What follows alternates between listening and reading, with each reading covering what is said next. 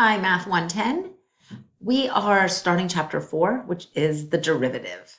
Finally getting into the kind of the nuts and bolts of calculus. We've learned the theory behind the instantaneous rate of change. It's the limit as h approaches 0 of our difference quotient. Okay, but there are some shortcuts that happen and that help us out while we're trying to take the derivative, and that we're going to teach you tonight. Okay, here are all the notations that mean find the derivative of f of x. We learned f prime. There's also dy dx. That's how you read this, dy dx. It's the derivative of y with respect to x. Sometimes we just say d dx of a function. You know, we'll put some function here and we'll have d dx in front of it. That means take the derivative. Or sometimes we have a capital D with a little x, the derivative with respect to x of this function. So please realize they all mean the same thing. Find the derivative. Find the instantaneous rate of change. The derivative, as we learned last chapter, is the slope of the tangent line.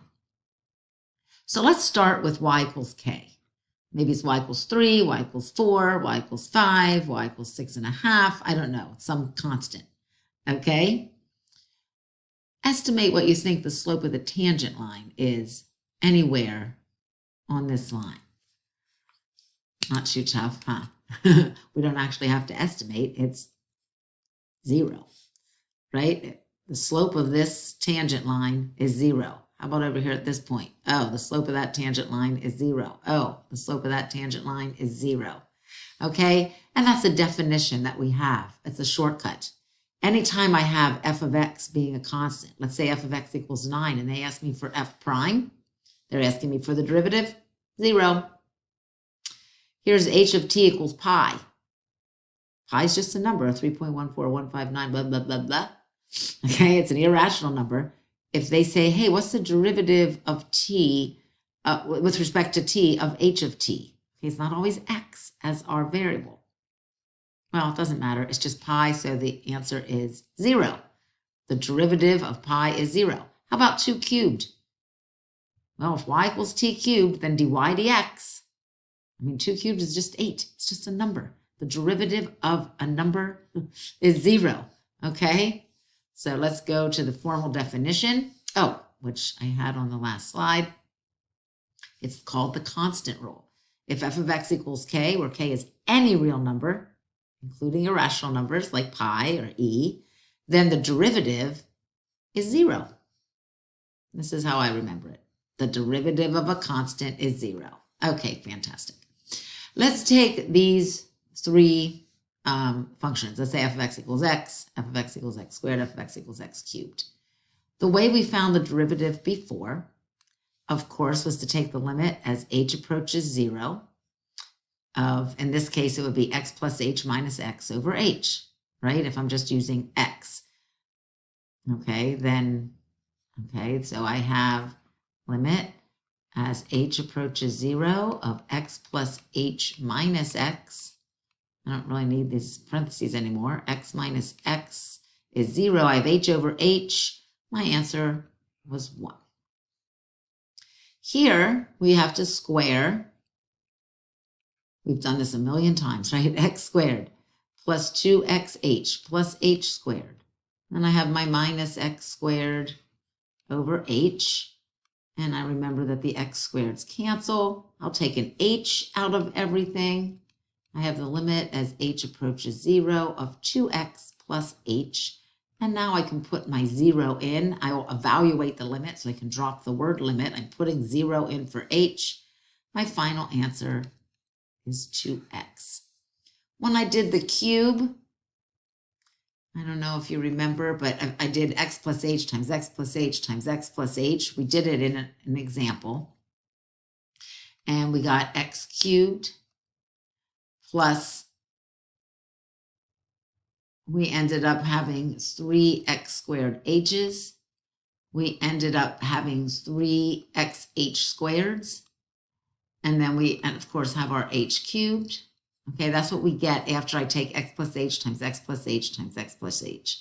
And then, of course, I have my minus x cubed. I'm squishing it all over h. Wonderful. The x cubes cancel, right? I'm going to take an h out of everything here. So I get 3x squared plus 3xh plus h squared.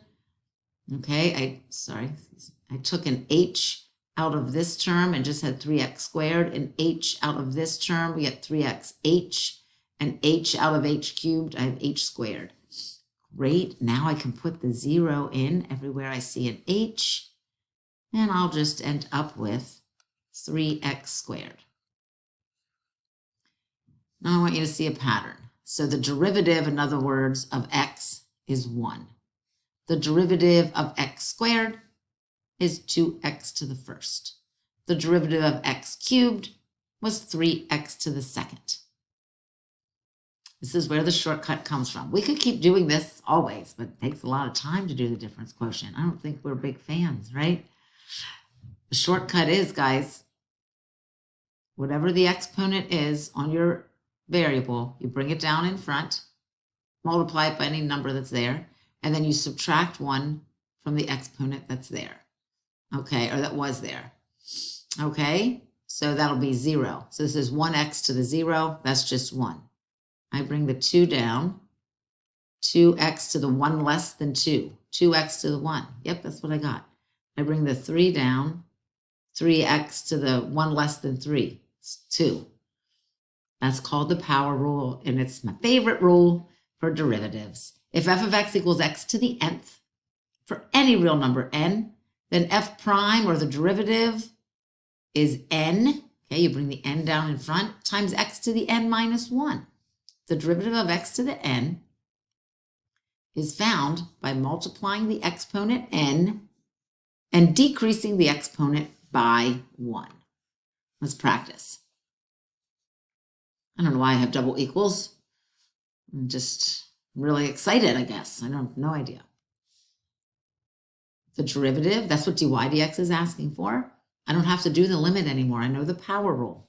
I'm going to bring the 6 down in front of my x, and I'm going to do 1 less than 6 is 5.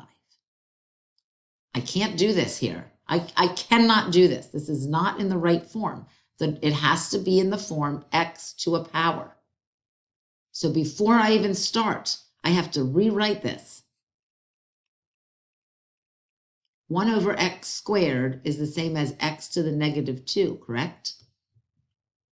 Right? I have to have it as x to a power, or I cannot use the power rule. This is 1 over x squared. That's not the right form. I have to rewrite this as x to the negative 2. Now I can find the derivative. Bring the negative 2 in front. What's 1 less than negative 2? It's not negative 1. Negative 3. I will probably rewrite it as negative 2 over x cubed. I don't have to, but sometimes they'll say, write it with positive exponent. All right, the derivative of x to the 3 halves. 3 halves is a number last time I checked. So we're going to just bring it down in front. 3 halves x to the, 3 halves minus 1. That's 1 half. I might write that as 3 halves square root of x. I don't know. Sometimes I write rational exponent form. Sometimes I write radical form. Okay. Here, dy dz, the derivative of y with respect to z, because it looks like z is the letter they're using here, not x. I can't find it.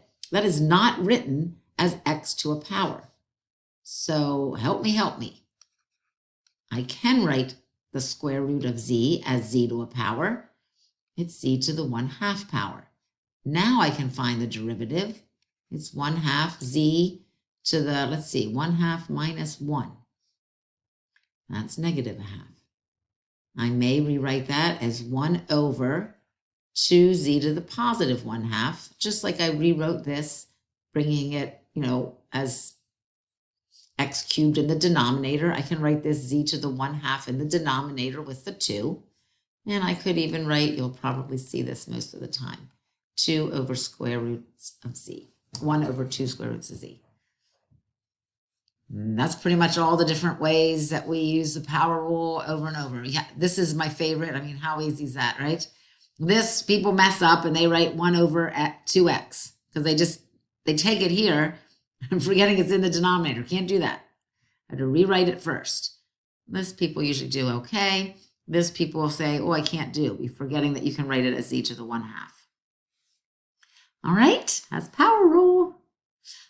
This is no big deal. Constant times a function. It looks so big and confusing. It just means if there's a number, like a constant, a number times your function, just go ahead and take the derivative of this like you normally would, g prime, and then this constant just kind of gets pulled along. Okay?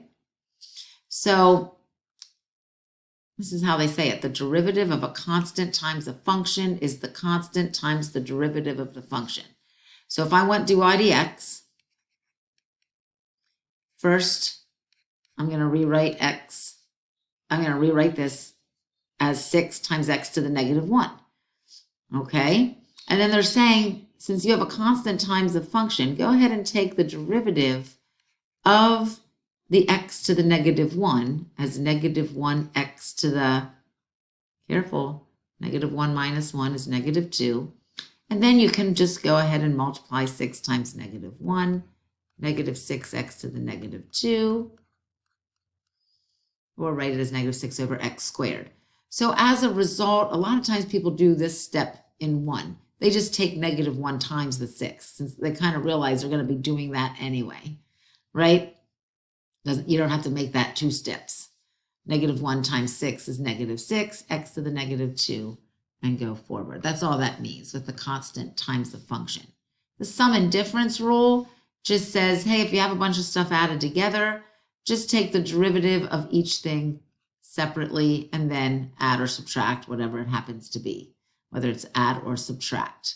The derivative of a sum, the derivative of a difference, it's the sum or difference of the derivatives. Okay, so in other words, first I'm going to have to rewrite this as a sum. I can't do it yet.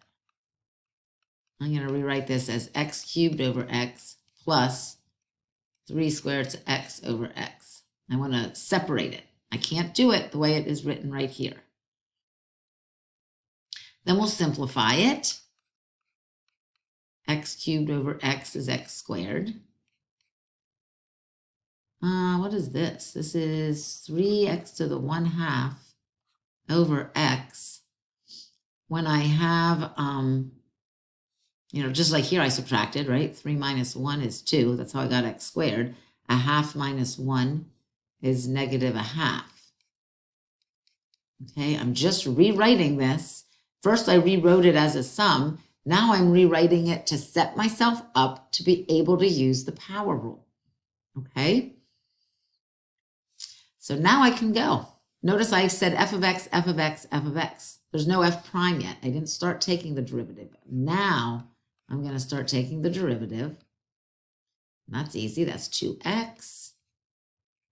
Negative 1/2 times 3 is negative 1.5, or I'll just write negative 3/2.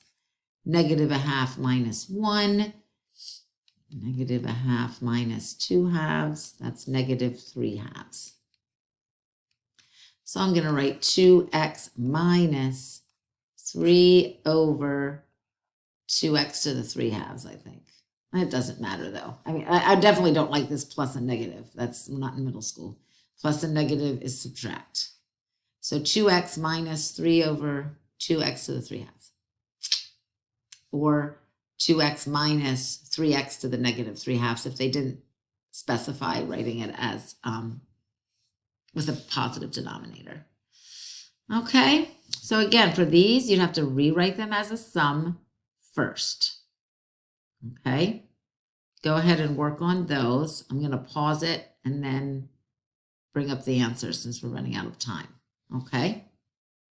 Okay, so we needed to rewrite this as a sum. So I multiplied it together. Got 16x to the 4th minus 12x cubed minus 12x cubed is minus 24x cubed, and then plus 9x squared. Now I can take the derivative. 4 times 16, 64x cubed, minus 3 times 24, 72x squared, plus 18x. Come back for the next one. Okay, sorry, I couldn't do it in one video.